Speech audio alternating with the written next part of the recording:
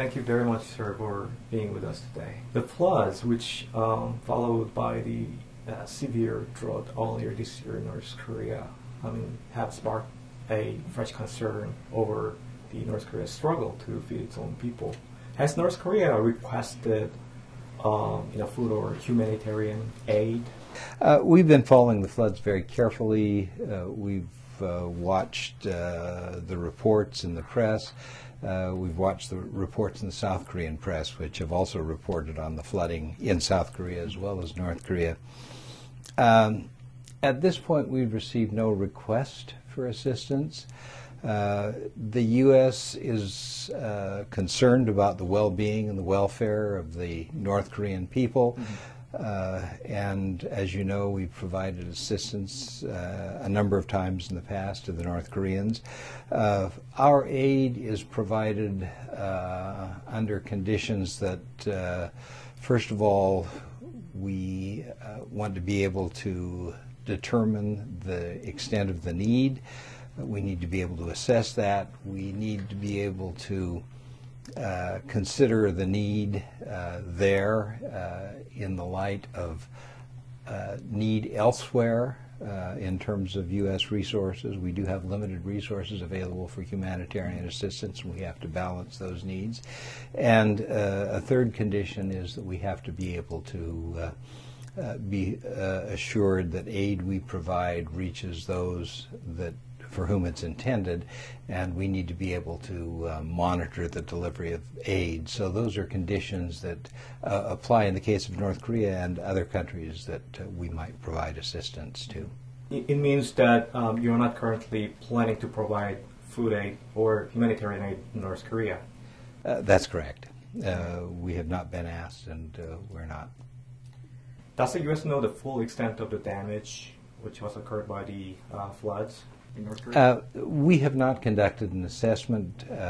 We have followed the reports in the North Korean press and in the South Korean press.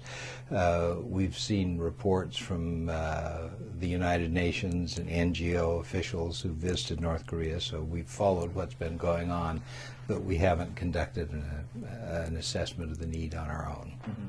The food aid termed the nutritional assistance was announced in Beijing talks, and then it was not materialized because of the North Korean missile test. What steps or actions are needed then at this point from North Korean side, to resume that assistance at this stage? The agreement that we had reached with the North Koreans was based on certain assumptions that the North Koreans would observe in terms of conditions for the delivery of aid. After the North Koreans reached agreement in negotiations with the United States regarding the nuclear issues, the North Koreans, within a week of the time we announced, both of us announced the agreements and the understandings that we had reached on nuclear issues, the North Koreans, in violation of the terms that had been discussed and agreed to, announced that they were going to launch a missile. That raised serious questions in our mind about the willingness of the North Koreans to observe the conditions that we had negotiated separately, independently in Beijing on providing food assistance. And our decision to suspend the food aid was based on our concern that those conditions, that the North Koreans did not indicate a willingness by what they had done on these nuclear discussions to keep agreements that they had reached, and that's the reason we suspended the food assistance program. Are you currently contacting North Koreans maybe through New York channels to discuss that issue? No. You don't use that New York channel at all? Oh, yes. At this stage? We use the New York channel when we need to communicate, but at this point we've not used that channel to discuss these issues. You also mentioned that Washington is working to break the information blockade, which allows the North Korean to hide its human rights violation and also to keep its citizens ignorant of outside world. Are you planning new measures then to encourage the spread of information in North Korea? North Korea is limited because it doesn't have access to internet, and that's not something that we can change very easily. We can help by making sure that information is available on radio. We continue to do that, as I mentioned, through U.S. government funding of Voice of America, of Radio Free Asia.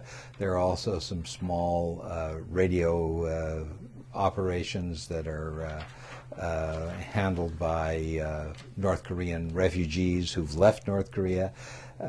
We support those. We continue to seek better ways of getting that information broadcast into North Korea. We continue to encourage other countries to broadcast information to North Korea. I'm convinced that the importance of broadcasting as a way of providing information to the people in North Korea.